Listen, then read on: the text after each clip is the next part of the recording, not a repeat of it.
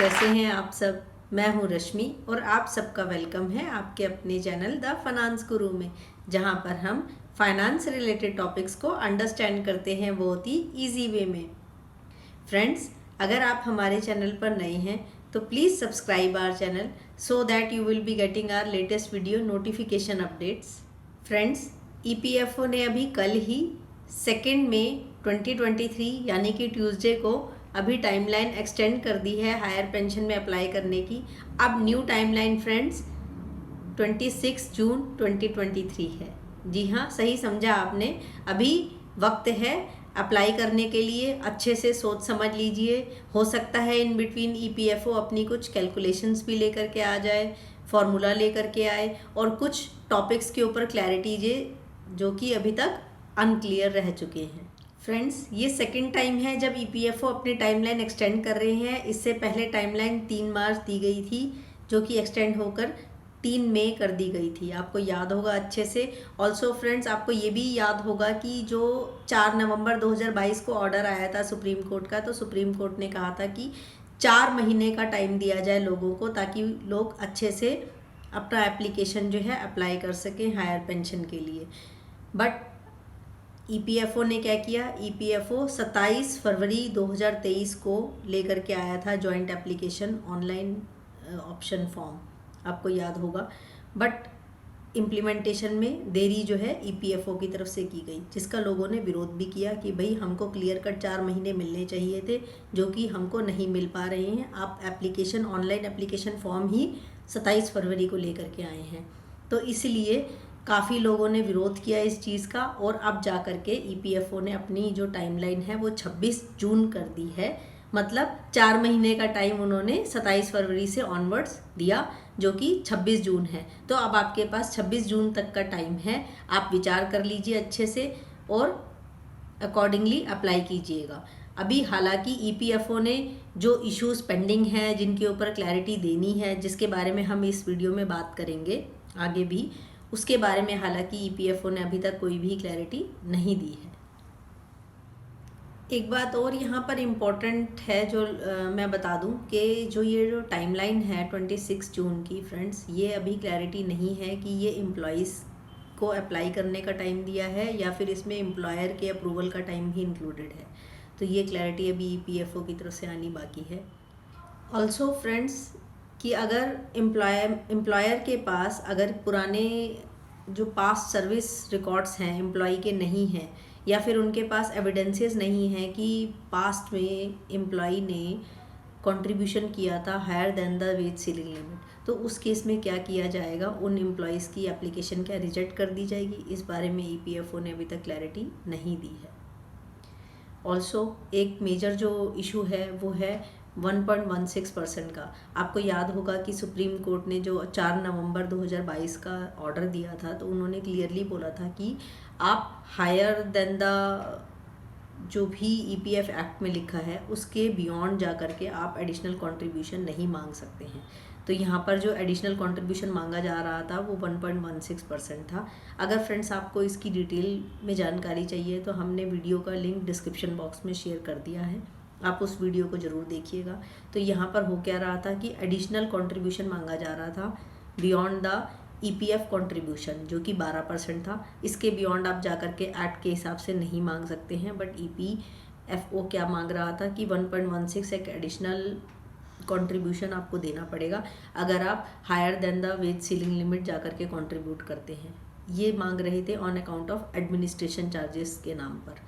तो फिर supreme court ने क्लियरली मना कर दिया, नहीं, आप एडिशनल कंट्रीब्यूशन नहीं मांग सकते हैं किसी भी एम्प्लॉइज से, आप इसका रिप्लेसमेंट मैकेनिज्म लेकर के आइए। और उनको 6 महीने का टाइम दिया गया था। बट 6 महीने की अवधि आज 3 मई को समाप्त होती है। बट ईपीएफओ अभी तक अनफॉर्चुनेटली कोई भी रिप्लेसमेंट मैकेनिज्म नहीं लेकर के आए हैं कि भाई अब किस तरीके से होगा। क्या इस जो एडिशनल कंट्रीब्यूशन की भरपाई क्या एम्प्लॉयर से की जाएगी या फिर दोनों म्यूचुअली मिल कर के करेंगे? या इसीलिए तो आपको याद होगा कि अभी अंडरटेकिंग जो ली जा रही थी उसमें आपसे ये अंडरटेकिंग भरवाई जा रही थी कि आप अग्री करते हैं और सेंट्रल गवर्नमेंट को राइट देते हैं, एम्पावर करते हैं सेंट्रल गवर्नमेंट को कि वो फ्यूचर में जा कर के कुछ भी चेंजेस करने हो एक्ट में वो कर सकते हैं।